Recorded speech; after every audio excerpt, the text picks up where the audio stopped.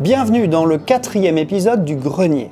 Le grenier, c'est cet endroit autour de moi où sont entassées toutes les théories scientifiques qui ont eu leurs heures de gloire par le passé et qui sont devenues obsolètes du fait de leur réfutation par la science elle-même. Du feu emprisonné dans tous les corps, des objets qui s'enflamment spontanément. Aujourd'hui, dans ce 4e épisode du Grenier, on va parler de la théorie du phlogistique.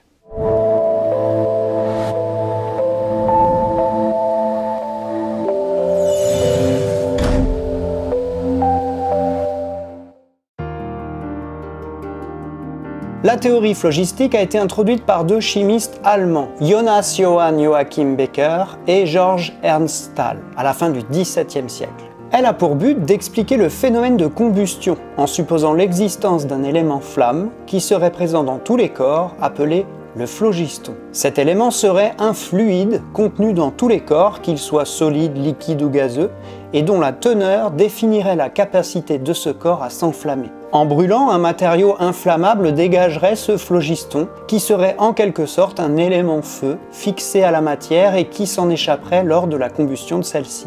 De ce fait, plus un corps contiendrait de phlogiston, plus sa capacité à brûler serait forte. Becher et Stahl distinguent alors différents types de matériaux en fonction de leur teneur en phlogiston, comme le charbon et l'hydrogène, qui seraient selon eux du phlogiston quasiment pur.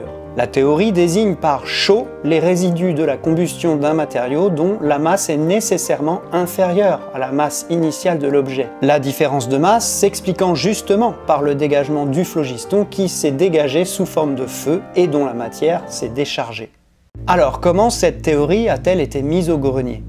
C'est en 1776 que le coup d'arrêt tombe pour cette théorie avec celui qui sera désigné par la suite comme le fondateur de la chimie moderne, Antoine Lavoisier.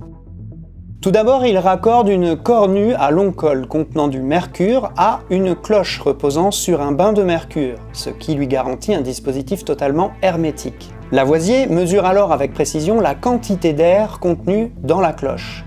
Puis, il chauffe le mercure dans la cornue. Au bout de 6 jours, une couche rougeâtre s'est accumulée à la surface du mercure et le volume d'air a été diminué d'environ 1/6. La question est donc, de quoi sont composés les 5/6 restants d'air et où est passé l'air manquant? Il remarque alors deux choses. La première, le gaz qui constitue les 5/6 d'air restants est impropre à la respiration et éteint la flamme d'une bougie. Deuxièmement, le gaz obtenu en chauffant le résidu rougeâtre convient parfaitement pour la respiration et ravive la flamme de la bougie. C'est donc ce gaz qui est responsable de la combustion. Un gaz présent dans l'air que Lavoisier décide d'appeler oxygène.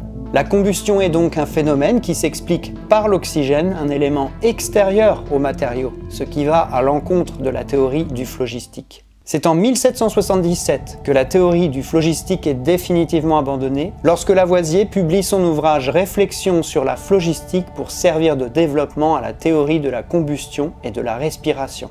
Il déclare alors à l'Académie des sciences « Si tout s'explique en chimie de manière satisfaisante sans le recours du phlogistique, il est par cela seul, infiniment probable que ce principe n'existe pas, que c'est un être hypothétique, une supposition gratuite. » Et c'est ainsi que le phlogistique a rejoint le grenier des théories obsolètes pour le bien de la connaissance.